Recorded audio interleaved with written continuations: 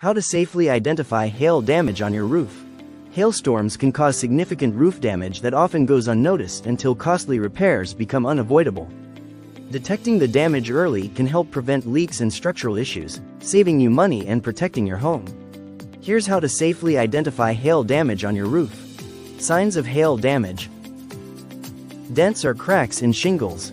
Missing granules on the roof. Damaged flashing in gutters.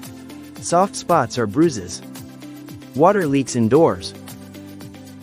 For your safety, inspect your roof from the ground using binoculars if necessary, and check for damage to other areas of your property.